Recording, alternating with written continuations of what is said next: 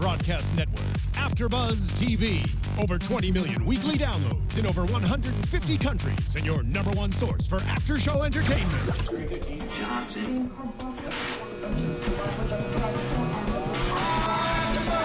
AFTERBUZZ TV, the destination for TV superfans. Producing after shows for over 300 of your favorite TV shows, interviewing celebrities and showrunners, and bringing you behind-the-scenes exclusives. All thanks to E! Entertainment's Maria Menounos, producer Kevin Undergaro, and internet leader Akamai. Now, let the buzz begin! Oh, yeah! He's loving this! Well, not to be confusing, but this is the Limitless after show. You went at the right place. It was an homage to Ferris Bueller's Day Off, which is one of my favorite movies. All of you fans obviously know that this theme song is from that as well.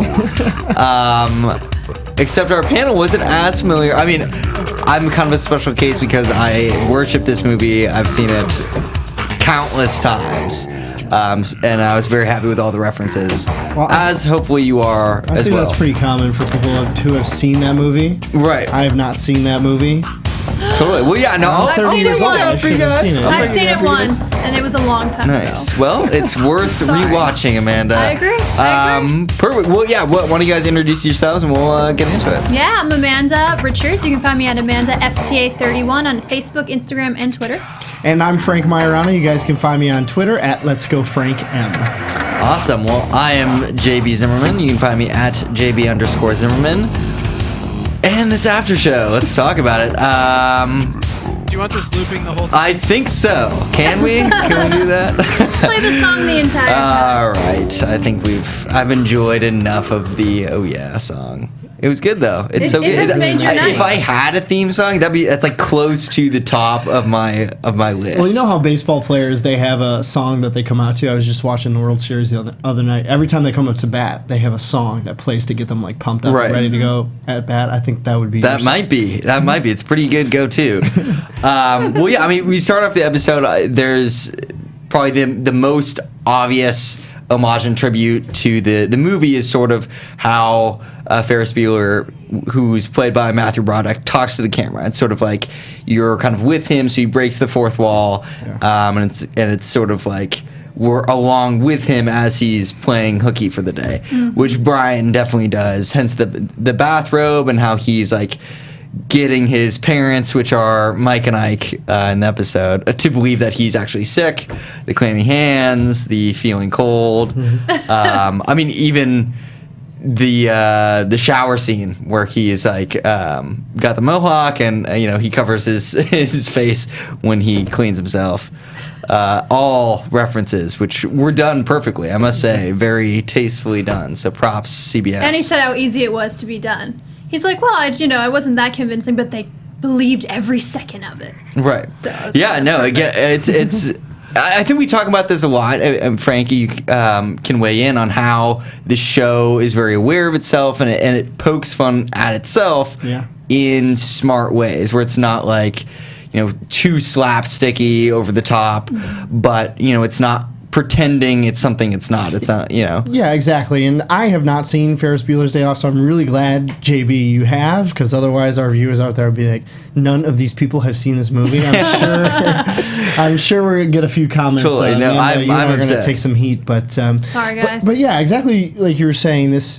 And I felt at the beginning of the episode, not knowing the movie, there were a couple of the slapstick moments, and I was like, what? This is not in the style of the show. Right. But of course, that's what's interesting. So I do want you, and even I know you've seen it, Amanda, but if there were times that you're like, meh, like definitely bring that up, because I'm as having seen the movie so many times, Ferris Bueller's Day Off, like I was loving it. So if anything struck you weirdly, I would love to help explain it, and hopefully if there's any fans out there that haven't seen the movie yet, I can help sort things out for that as well, because it was a very big tribute throughout the episode. I mean, it obviously when he was in the jungle, got a little less so because Ferris Bueller does not take his day off into the outskirts that far.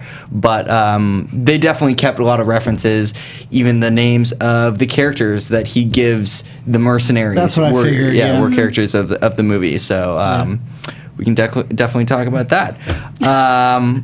Yeah, it was interesting. When it was kind of in a montage in the beginning, it did a lot of like MTV stuff, which is also in Ferris Bueller. Right. If you did catch though, it said NZT instead of the MTV flag that we used to have with the Spaceman. I didn't see that. That's a good catch. I didn't notice Pretty that cool. either. Pretty cool. Well, I was looking for it, especially obviously I knew that scene in the movie has that part, but it was funny because, you know, whereas this movie was in the 80s where MTV was like the biggest thing for the generation, now very not so much the case. I mean, obviously there's a lot of channels, so the kids today are all over the place. MTV does not have music anymore. Which is crazy. Which is just insane. They still have the VMAs though. They do. They have some stuff. They have the astronaut trophy still that they give away. But, Yes.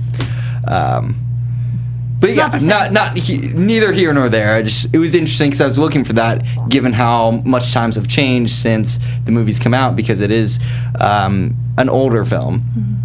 You know how they played with that. And I thought it was cool.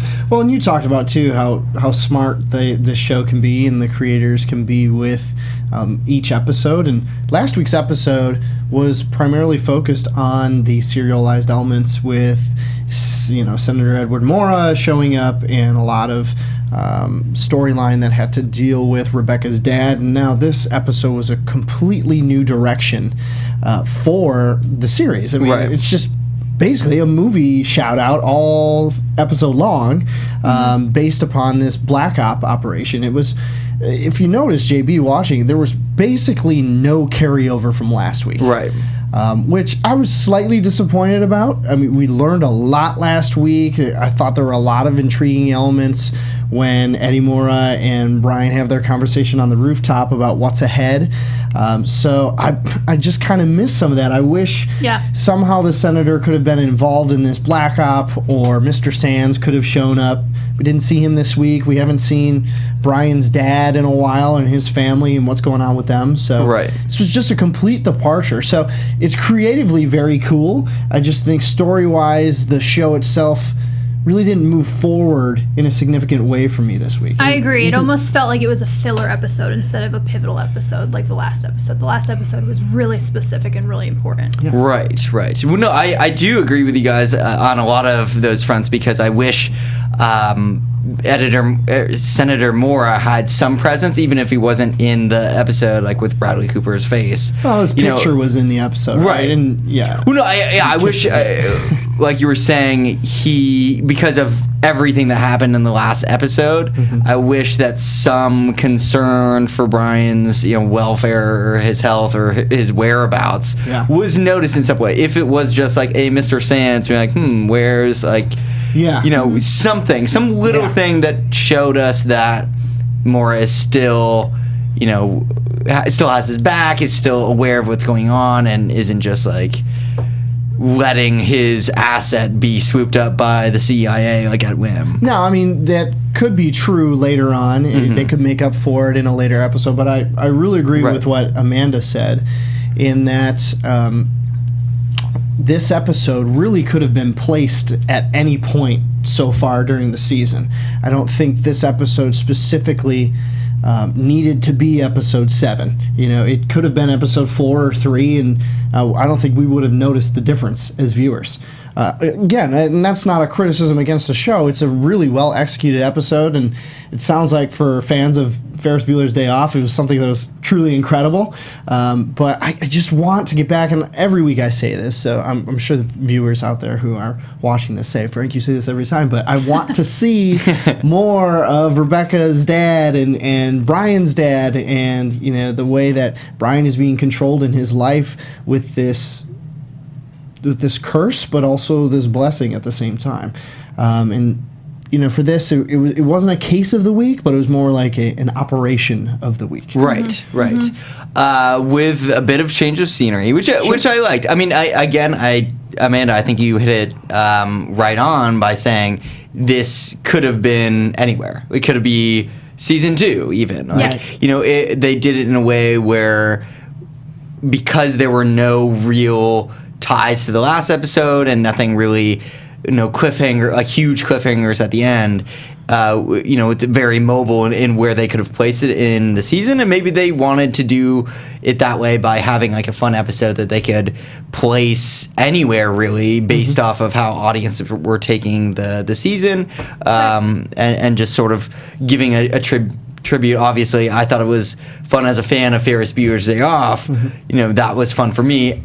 Obviously, that doesn't apply to everybody. So, and these episodes are needed. I mean, in the landscape of TV, they're doing 22 episodes. They just got a full season order. So exactly, they need these episodes where it's more about something else, or they're just they're like filler episodes. Exactly. But yeah, I mean, after last week, good filler in my opinion. For? It's kind of like pudding.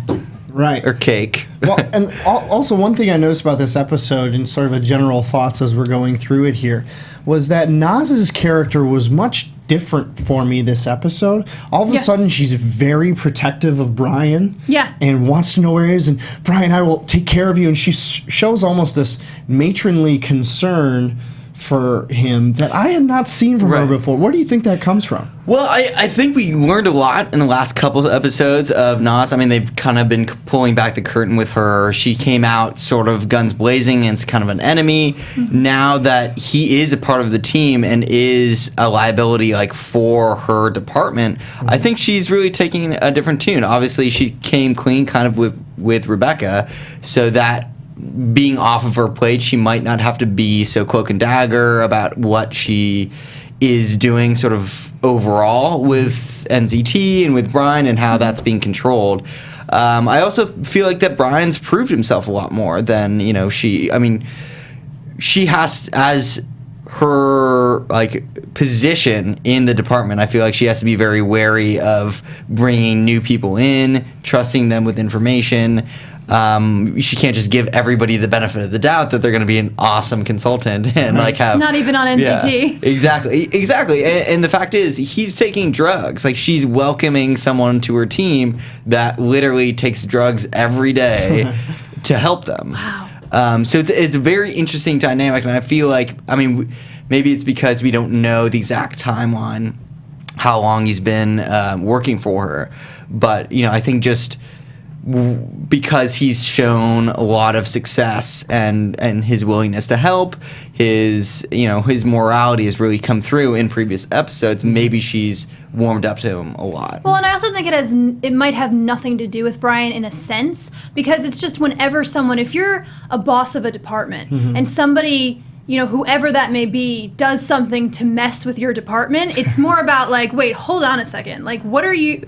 I'm in charge of the NZT division, and you CIA people are just coming in and taking one of my people. Right. It's one of those things. It's like a power struggle as well. It is bigger than Brian. That's a great point. Way bigger than, unfortunately, Brian. As much as we can. It's way bigger than he's Brian. the main character of the show. We also don't want anything to happen to him, but that is totally a power play. The CIA just swooped in and literally kidnapped Brian. They didn't even, it's not like they asked and they pulled rank that way. It's like, oh, no, we literally kidnapped him this morning. And did you notice the guy that they had playing the CIA agent was so slimy and smug? Merrick, I believe is it? Yeah, it was as soon as I saw the man, I didn't know who he was or where he came from, but I was like, he's going to be not the villain, but the bad guy of this episode. Right. He was you were giving such a bad name to the CIA. Sorry, CIA. Really, We're Team really FBI good actor, over here. though. I think it's a really good actor to give you that feeling just from, he had a couple scenes. From the moment he walked in. So, from the moment he walked in, Well, no, again, I was like, who's this guy? I thought maybe he was an agent. I hope, as this is a procedural show, I hope they do bring some people more long-term in as enemies. Now that it seems like we've kind of covered everything with Nas and it's water under the bridge, maybe we do, start pointing the finger at Merrick, and maybe it's sort of a interagency type rivalry that starts brewing. That would be cool. We were talking last week about an enemy coming, as part of the show and wanting a real antagonist to Brian and the FBI. And there was actually somebody on social media who submitted something that was really smart that I wanted to point out on Twitter. This was Taylor Walker at TWalk6279. He said Robert De Niro's character from the movie Limitless should be the guy getting rid of NZT users on the TV show. Which wouldn't that be awesome if Carl Van Loon is still out there? We haven't seen him yet. I may hold on to that as my bold prediction for the end of the show, but I would love to see that character come back because Bradley Cooper and Robert De Niro are cool. They're close. They've been in a bunch of movies together. Right. So that would be the ultimate cameo. Wow, that would be Yeah, incredible. if it's like the last episode of the season, that'd be brilliant. Yeah. Nice. Well, I'll save that till the end, though. Well, yeah, no, again, I mean, Yeah, Bradley Cooper isn't just, an actor that does cameo in the show. Right. He's an executive producer, so he does have a lot invested in it. I'm sure he wants to see this show succeed as much as we all do. So hopefully, that isn't a just a dream, and it might come true. Yeah. So thank can you, help. Taylor, for using the hashtag ABTV Limitless. Yeah, And for hint, submitting that. CBS. Yes. Yeah, Robert De CBS, Niro. Robert De Niro. Well, Bradley, yeah, that please was make really the good. call. We got a really cool retweet last week from CBS Yes, TV Studios. yes. Did you see that? That was really very nice cool. of them, Thank you so. guys for that. We definitely appreciate it, and hopefully, we just want to help us help you, CBS. We want to add value and add extra intelligence. If you want to send for Bradley the- Cooper yeah. over here for a take sit Jennifer down, Carpenter. we totally do that. If you need know. to fly us to New York, we're totally okay with it. Also okay. But yeah, so back to the episode. It was interesting that there were a few dynamics I thought we might learn something a little bit more from Brian. I mean, we were talking about sort of this being a complete one-off without any strings attached episode. When he was taking the double dose of NZT, I thought they were going to touch on maybe some more adverse effects or something would start to break down where he would learn something more.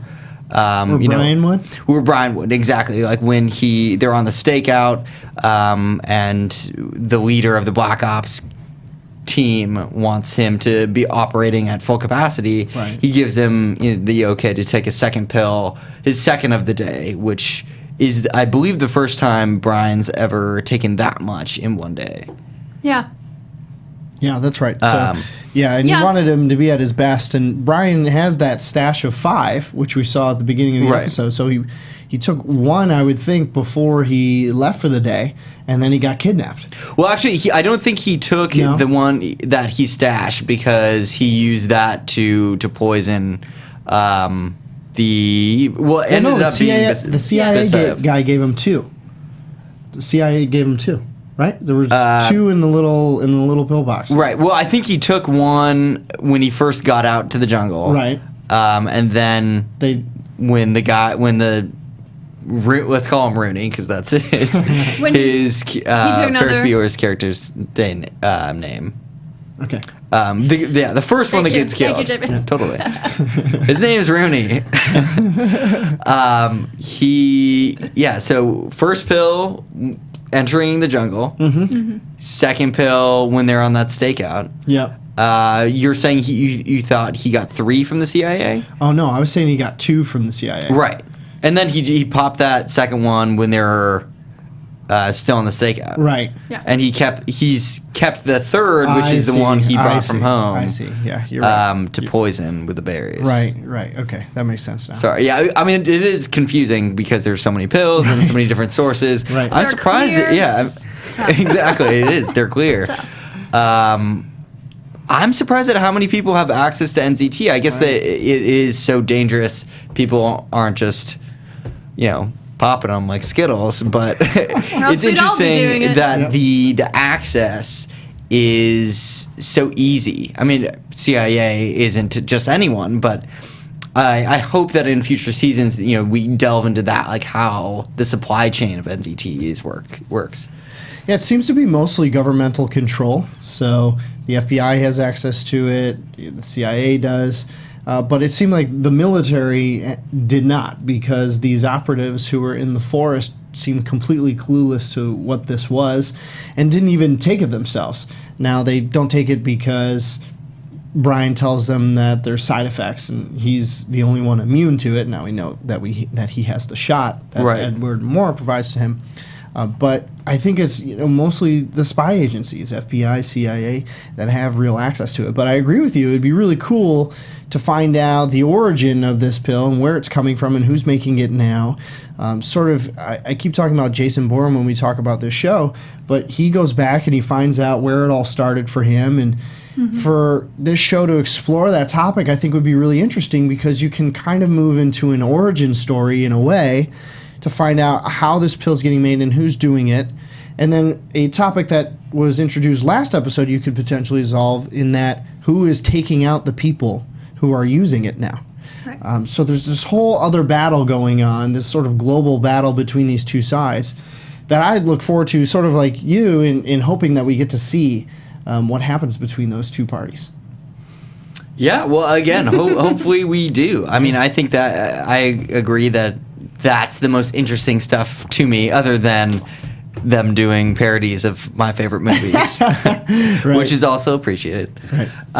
But yeah, I mean, the global stuff that really is this world of NCT, the corruption behind it, the backstory is so interesting because the concept is interesting. I mean, it's such a fascinating thing. Like, I think that we've all talked about what we would do on NCT. Right. How cool would it be if that was an actual possibility? And because I feel like it takes the right liberties with being sort of fantastical because he's so powerfully smart, but it's not like he can fly or he just can invent a beacon of light from forest materials. It is very firmly limited, if you will, in what humans can do, which is cool. This episode specifically. Oh, sorry. Did you want to say something? I thought I was cutting you off. Okay. You'll know when I want to say something. Totally.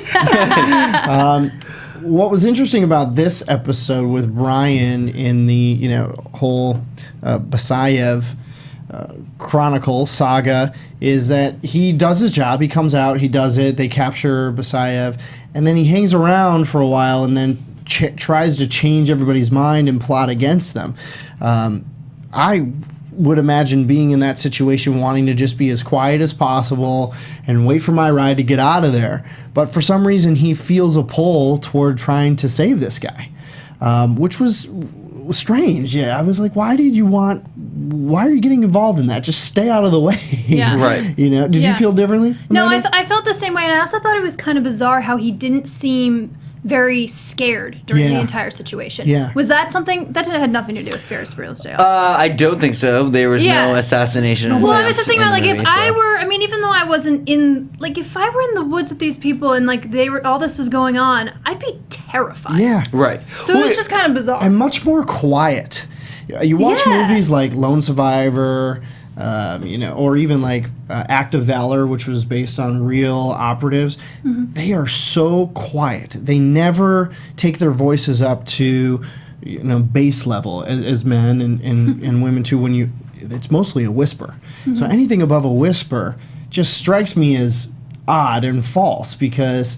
And you're right, it didn't seem like there was fear there, and they were kind of talking loud, and it seemed like they were close to the building. I was like, shut up, he's in there. He could probably hear you. He was acting like it was just another day. Right. So that's why I asked if it had something to do with the movie, because he just was acting like it was a day off. He was like, well...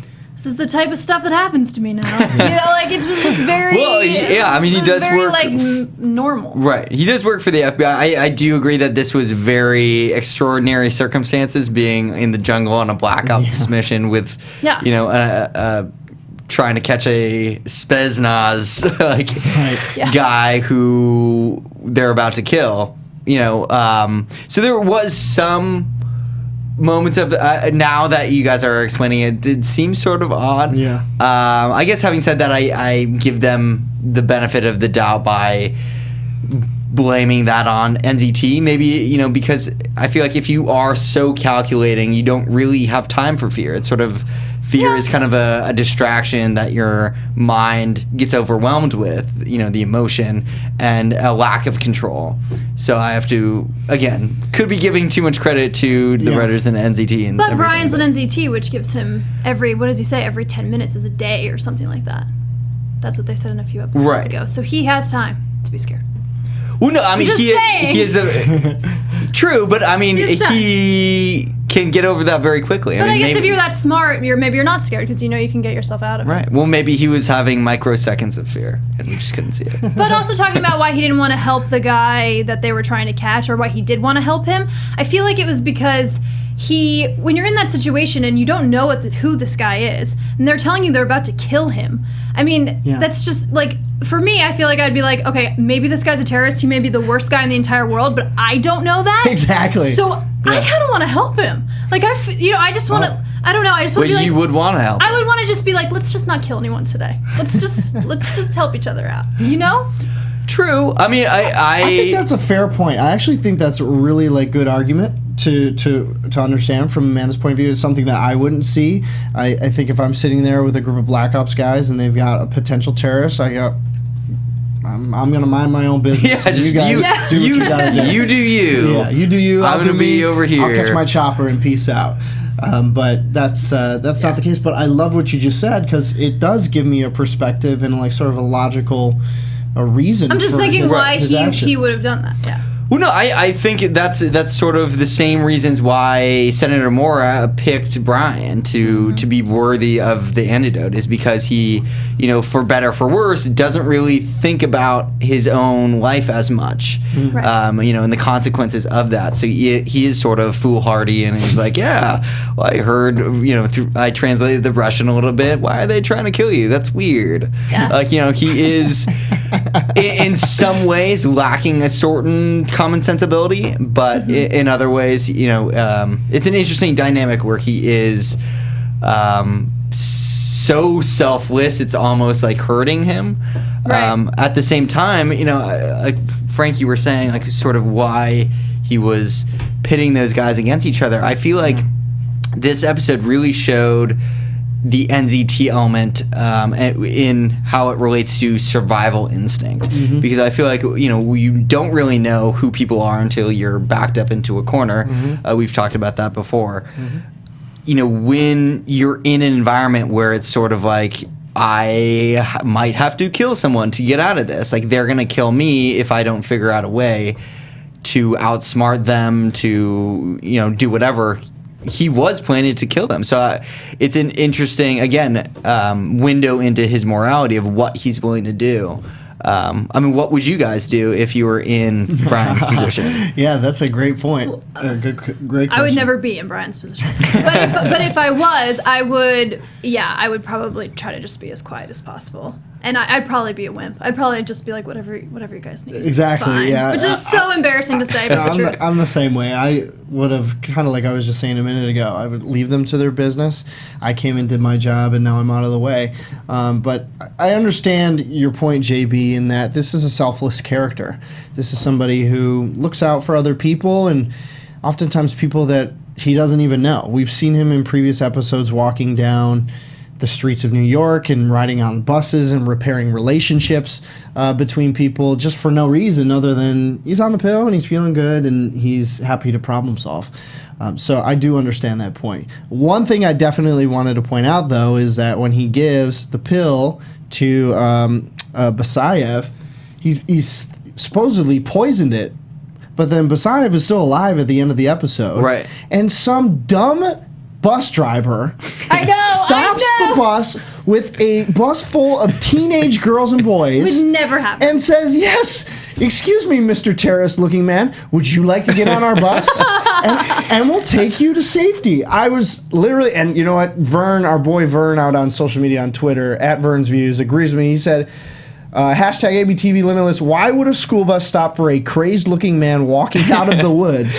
Seriously. Well, okay. What was that person thinking? I that do was have just to say so wrong. that I'm not sure like how accurate what the events that we saw and what actually happened are, because that's an exact reference from the end of the movie. The main villain, the principal of the school, looks even more disheveled than and there's your answer. Yeah, and he gets on a bus, and it's pretty much the exact same situation. Sits down, and a girl next to him asks him if he wants a gummy bear. But so that was a great tribute. Does she have those big glasses like that? Does. Is it the same? She does. She looks actually very similar, so very well cast to find someone like that. There's your answer. It's a reference to Ferris Bueller's Day Off. True. Well, I hope nothing bad happened to those kids, or maybe it's just a hallucination by Messiah. It may or be. maybe he passes out and it's over. Yeah, Or dies. maybe he dies. on Maybe he the dies. bus. Maybe he dies on the bus. I mean, he was definitely having hallucinations. He saw the chameleon on the ground talking to him. I'm pretty sure those don't do that. That was not in Ferris Bueller's Day Off. So Yeah, I think it was a lizard or an iguana. Or Was it? Was it a chameleon? Maybe. I'm doesn't not sure. It does guess. not. I don't know. It doesn't matter. But yeah, I mean, on the notes of references, I think the one that was most important to me, and Frank, I think you will appreciate this because it was one that really did give us some insight into the overall story. Rebecca's character was Sloane, and she wears the leather jacket with the frayed sleeves, the iconic jacket that she wears in the movie. But she is Ferris Bueller's girlfriend. Okay. So, for those who are rooting for the relationship between Brian and Rebecca, That's right. I think that was some major foreshadowing that they did. Yes. I was obviously- excited to talk about this the whole show so far. Good. So that was great. I mean, obviously there aren't that many female characters in Ferris Bueller's Day Off, but I think it was, a big one based off of the fact of how their relationship plays out in the movie, and by giving her that jacket and by specifically making it a point to name her as Sloane because she is the girlfriend. I see. Well, Amanda, you were excited to talk about it, so... I was excited to talk about it since the first scene when he was deciding to take the day off, and he's like, Yes. I wish Rebecca could be here. Come on! It's how perfect is that? And then also she started to become someone that talks to him, like he Yes. talks to himself, which I just thought was great. Yeah, it was interesting. So it's obvious, it's gonna happen, people. It's gonna happen. I can't think wait. so. I mean, if this episode is any indication, they're definitely moving towards that, and they're not pushing that aside. It's Except after last week, he needs to try to get rid of her. Wasn't that his whole mission? No, well, I think Sands wanted him to frame her, but Right. he wouldn't do it. And he went down basically to right. That was almost near death. 2 episodes ago, I believe. Because That's when last no, because when he was with Eddie Mora, Senator Mora basically commended him on the fact that was he last didn't week. do that. It was last week. Last week he did that. Yes. Yeah, but I think right, the Mr. right. Sands part of it was 2 weeks Oh, ago. Right. okay, okay. Right. Okay. Got it. Totally. We are on it Alright. here. We have great memories. No, yeah. I think, how interesting is it that it used to be him talking to himself, and now all of a sudden it's her? Yeah. What does that Yeah. mean? Well, he's JB, still- what does that mean? He's still talking to himself. He actually had 2 versions. He had sort of the good and bad versions going at the same time. So I think he is getting more comfortable with NCT, and hopefully it's compounding.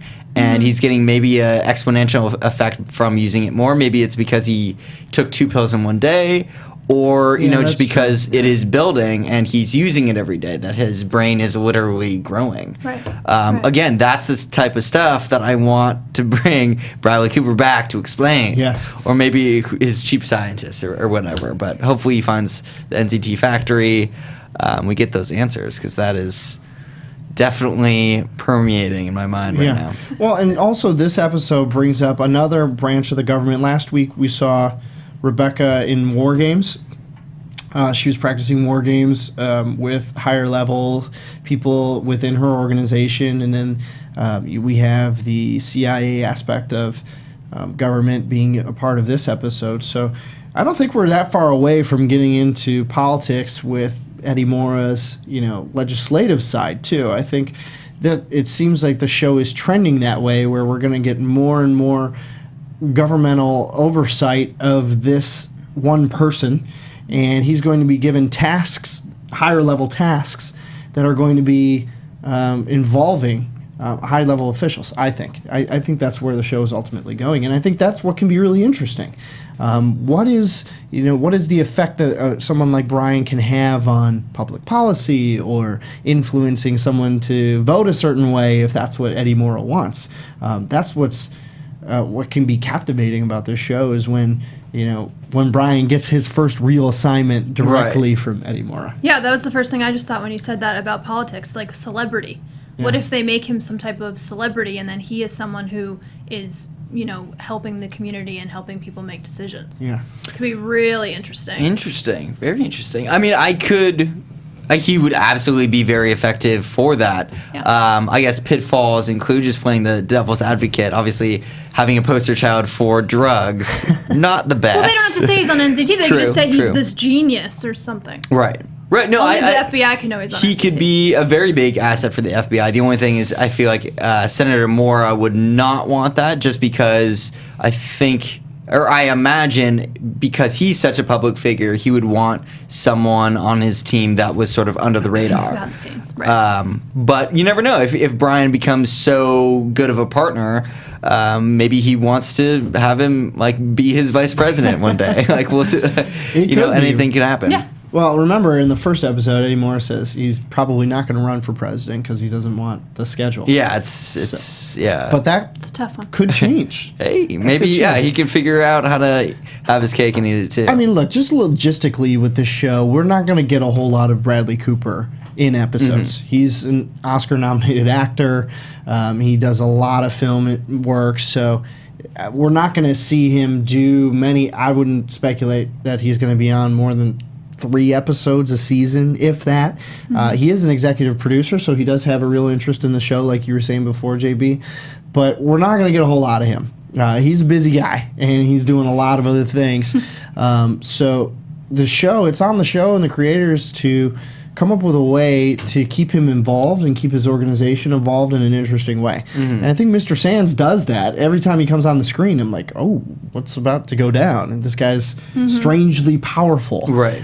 So reworking that guy back into the story as a whole, I think will really help bridge the gap when you have a logistical problem like having somebody so famous that is off doing film work that can't be in your show every week. Right. Because, I mean, I think we'd all agree if Eddie Morra was in this show every week, I mean, that's just an amazing show. I mean, this is a great show, but it just takes it to a whole nother level. So it'll be interesting to see how they solve that sort of logistical issue where your executive producer is this big-time film actor. Well, no, I mean, it's possible that Brian's character could take on a more public profile. Obviously, as a senator, you can only have your fingerprints on so many things. Right. With someone like Brian, who doesn't really have a reputation he cares about, he can be a lot more public, a lot more verbal about certain things, and get in there and get his hands dirty because he doesn't really care. He is so humble.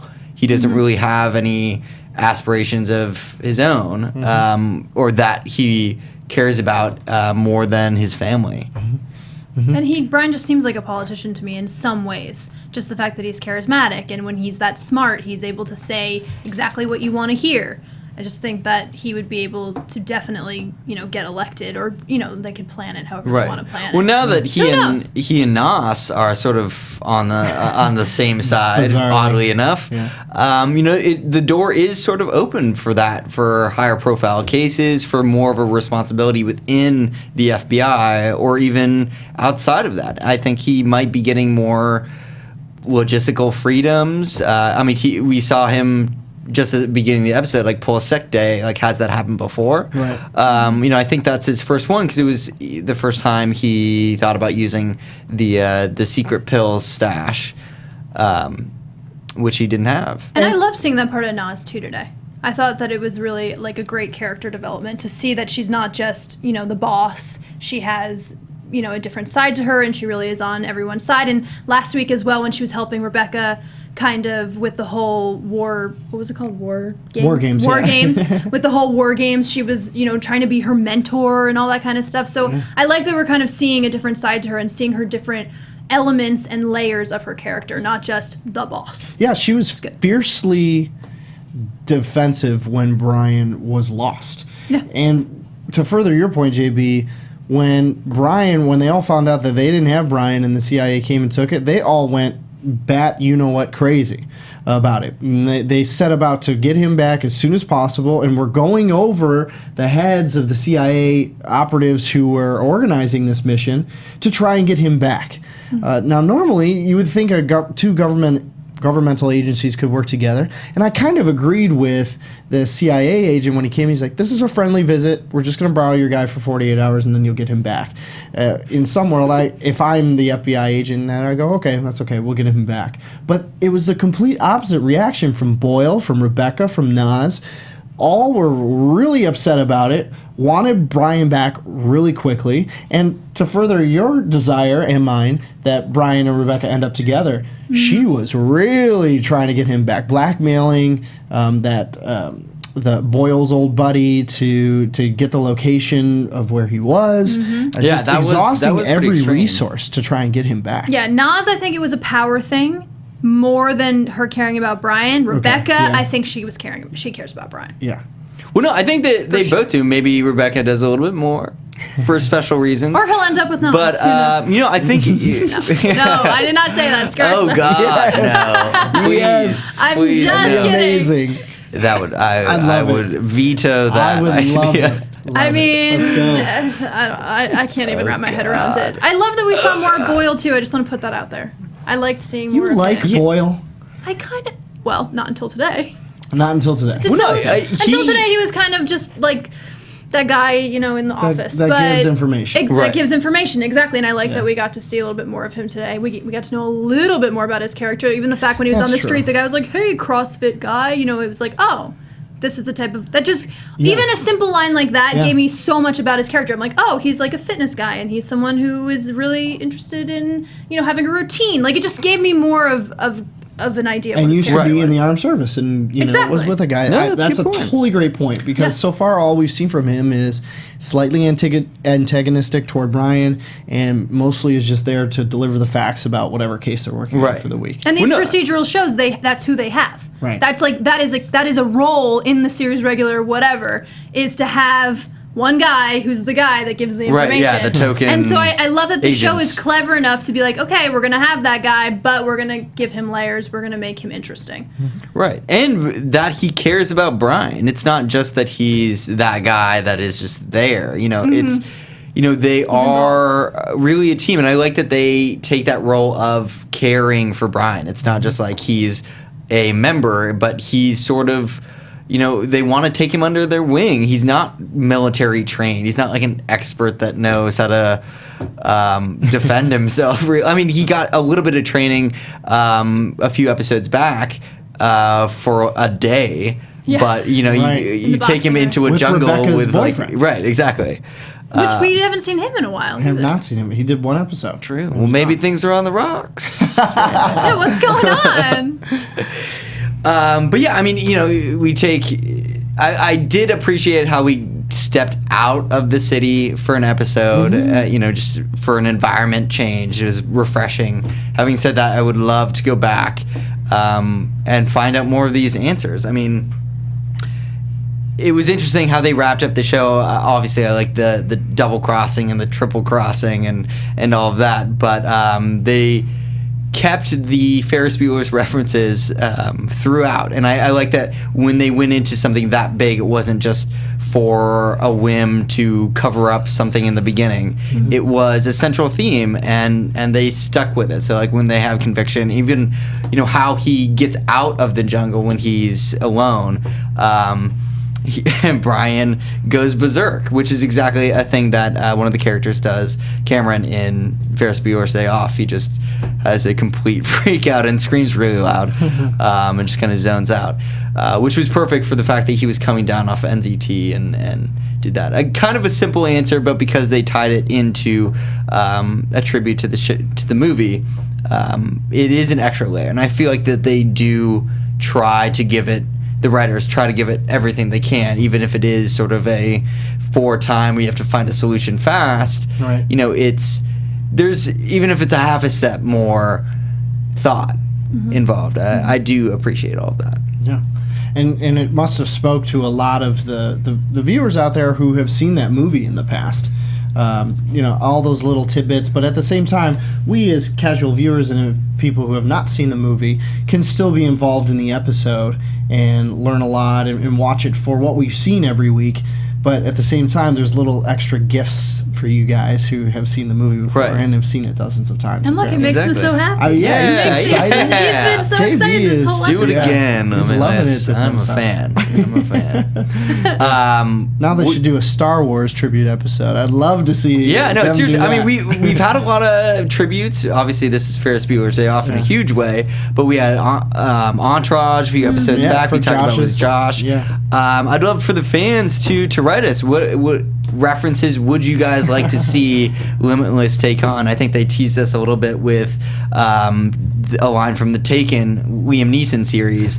At the end, for the preview of the new episode, he said he has a particular set of skills. No, So I missed that. yeah, Oh my hopefully God. we'll get some more. I mean, again, I love that this show can simultaneously take itself seriously, but also have fun. It's I agree. It's not a drama, you know. Yeah. It's like it's so lighthearted. I love it. exactly. It's a great middle ground of comedy and action, and it is very thought provoking too. It's a smart show. I'm trying to think, this episode specifically, what it made me think that was new.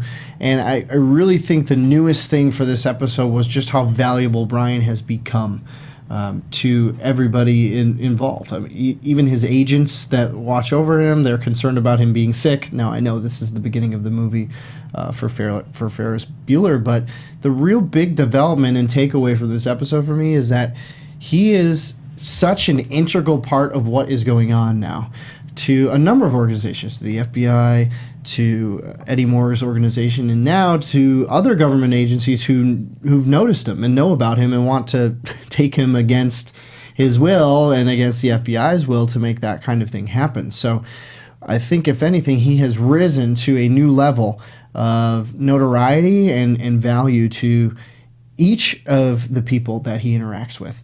Going forward. I mean, Rebecca and his relationship are getting much deeper and they're getting much closer. The same thing with Nas, obviously, and Boyle and the whole FBI team too. So I really think there's going to be a newfound respect for Brian going forward, especially now that they lost him for a minute and they're like, oh my gosh, we have to get you back. Or there was a real potential for him to get hurt during this episode. There's a potential for him to get killed. Basayev was there with a knife at his throat, and he could have been gone. Now, are you going to kill your lead actor in a series? No. I mean, we as intelligent viewers can probably guess that. But he is, he is really, really important, which is a very long-winded way of saying that. And he's sort of becoming a part of, I was going to say their family. I guess it's not really a family, but I feel like in the beginning of the season, he was so alone and he was so confused in where he belonged in the world. And now he's kind of become a part of a community of some kind. And that's giving him, I think that's why he's able to be so selfless. And because he finally feels like he belongs somewhere. So I think that's a really big deal for him as well. Right. No, it's great to see him apply himself. I mean, obviously there are drugs involved, but it's great to see him succeed at something. I didn't know Brian way back when, but we saw glimpses of how sort of, not put together and aloof and just, a failed band guy. I just thought of something. When is he going to write a hit song?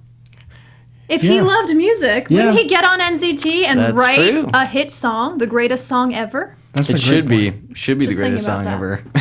That's a great point. Well, yeah, I mean, he hopped on the Like, guitar. he loves music. We forgot about his passion. That's true. And initially, in the beginning part of the series, he used NZT to figure out his dad's disease. And now that that's figured out, you're right. If I love to, go out and golf and I'm on NZT, I want to perfect my swing and, get out there and win majors in the PGA tournament. So I think you're totally Write right a there. song. Let's hear a song from you, Brian.